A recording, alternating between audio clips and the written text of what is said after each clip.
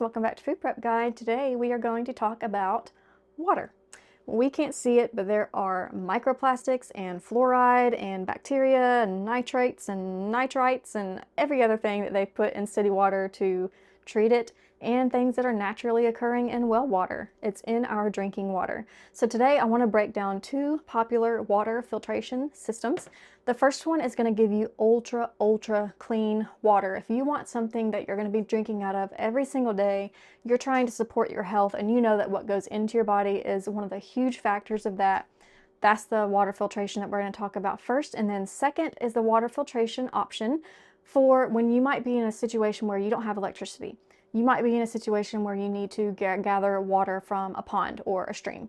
That one will still give you safe drinking water. It's just not going to remove everything like heavy metals and all of that. Don't worry, I am not going to sit here and read the user manual to you. I have digested way more information than I ever wanted to about water filtration systems. It has sifted through my brain, and I'm going to give you kind of the simplified version and hopefully answer the question of just tell me what I need for this particular purpose, give it to me straight. That's what I'm going to try to do today. Let's get started. By the way, if you would like help building your food storage, scroll down to the description box of this video and click this link for our free 1-year food storage plan. We calculated a year's supply of food for one person, then broke that data down into a week-by-week list of items to build your pantry on a budget. We'll send it straight to your inbox. If you're new here, we invite you to subscribe and hit the notification bell so you don't miss all of our upcoming food preservation, pantry storage, and gardening tutorials. Now back to the kitchen. Okay, here are the two systems side by side. This is the reverse osmosis system, and this is your typical gravity-fed water system that uses activated carbon filters to filter out your water. Both of them are going to give you safe, clean drinking water, but they use totally different methods, and they do so at completely different levels. Let's start with the reverse osmosis system. If you are looking for something to support your health, and if you are looking for something to treat or clean your primary drinking water, so I'm not talking about an emergency situation, survival situation, preparedness. I'm not talking about camping, hiking, that sort of thing. I'm talking about you want to replace and clean your primary drinking water that you are drinking every single day. And you want the best, cleanest option possible. That's going to be the reverse osmosis filter. Now, I am someone who has always believed in we do the best we can with what we have. So I will tell you that I have used this type of gravity-fed water system for over a decade. Not this particular model. I used the Berkey water filter system for years. And then this company, SimPure, sent me the gravity-fed one, and I went ahead and switched to it because it was superior. The testing was superior.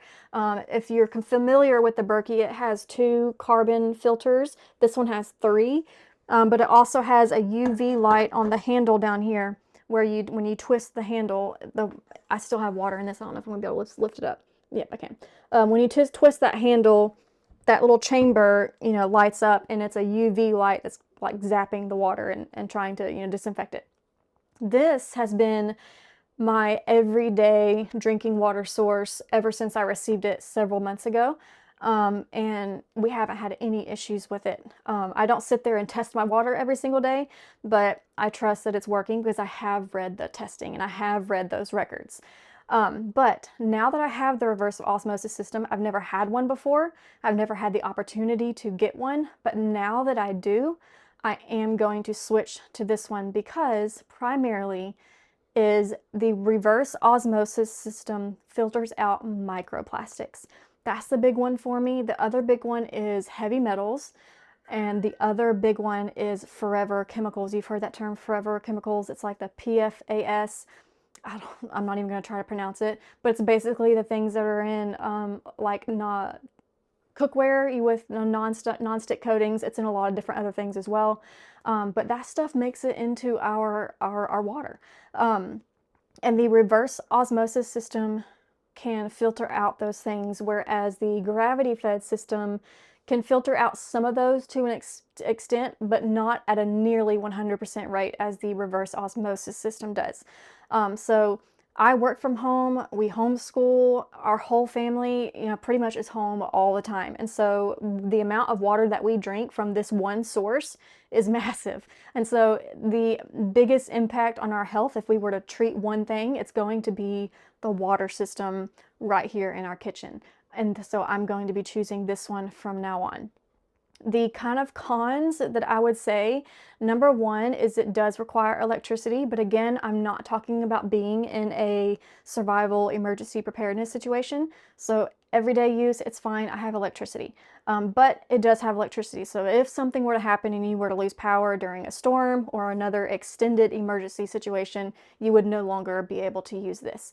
The other kind of con is the ongoing costs. The way that the reverse osmosis system works. Let me turn it. You have your water chamber back here, and that's where you're going to be pouring your water. By the way, let me mention that. That's another con, I guess.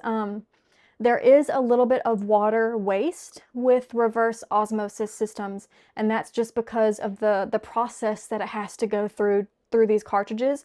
A little bit of water gets wasted, but it is very efficient when you look at reverse osmosis systems as a whole. This model turns over at a rate of about 4 cups of water. It's going to waste 1 cup of water. So if you pour in 4 cups of water right here, you're going to get 3 cups of drinkable water come out here. And 1 cup of water will be your quote unquote waste water that will house all the things that you've filtered out. And, so I guess that, that's a con. Nobody wants to waste water, but it is what it is. And it's kind of, from what I understand, like I said, I have read through way much more about water filter systems than I ever imagined. But from what I understand, that is an absolutely necessary part of the reverse osmosis process. But anyway, that was kind of a little rabbit trail. So this is where you put your water. In here is 2 cartridges.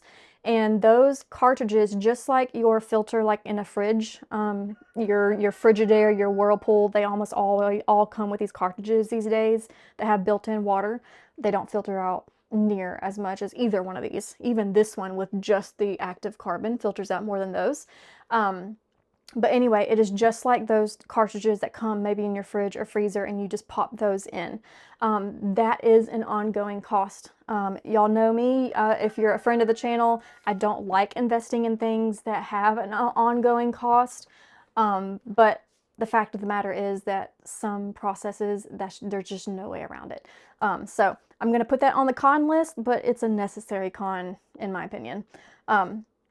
Okay, so let's move on to the gravity fed system. Like I said, this is what I have been filtering our primary everyday drinking water for years now.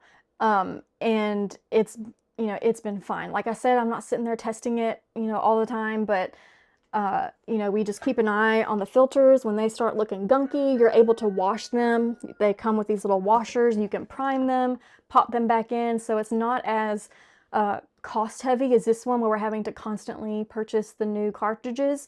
But we are not filtering out those really the big thing for me right now is microplastics. It is just the amount of research that I have been, reading on that. I almost get to the point where I have to stop and walk away from it because it's just going to lead to paranoia. I don't know if any of you have ever gotten to that stage where you are researching a topic and you're like, okay, I know that this is bad, but I can't really do anything about it. I can do as much as I can, like purchasing a water filter like this.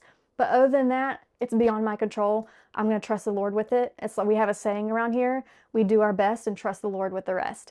But microplastics is one of those things that I have just kind of had to step away from and say, okay, this is a really big problem. I'm going to do what I can and move on and trust the Lord with the rest. So this is going to be filtering out those microplastics. This one is not. This one is going to be filtering out things like fluoride. This one is not. This does filter out a lot of bacteria, and I think it does filter out some of your metals, but not all of them, not fluoride. We received a question a while back. We have a video where I showed you, I poured in really dirty water that was almost brown into this and then showed you the finished product of it coming out and how it was totally clear and drinkable, and I drank it. So I will link that in the description box below so that you can, see that in action.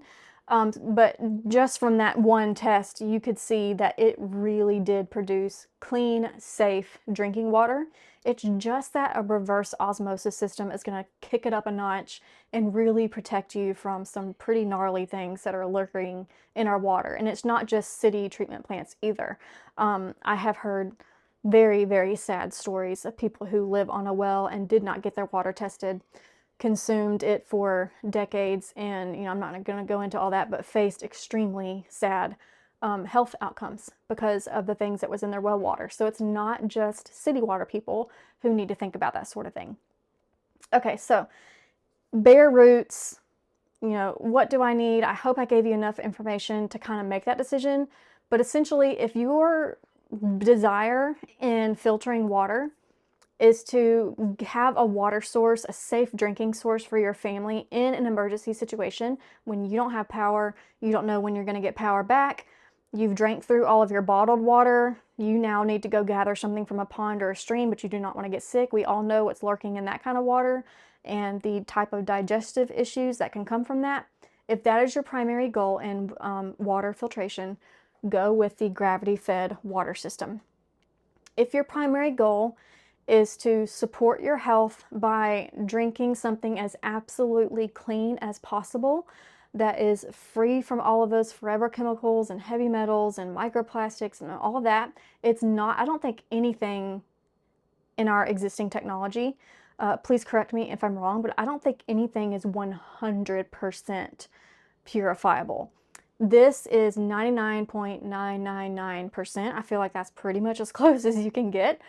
But I just did want to point that out. It's not 100%, but it's going to be 99.999% of all of those things.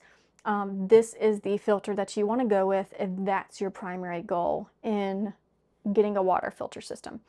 Okay, y'all, I will link that video where we did that test on this one, and I hope that was helpful to y'all, and we will see you next time. All the links will be in the description box below where you can learn more about both of these products. That's all for today. Bye.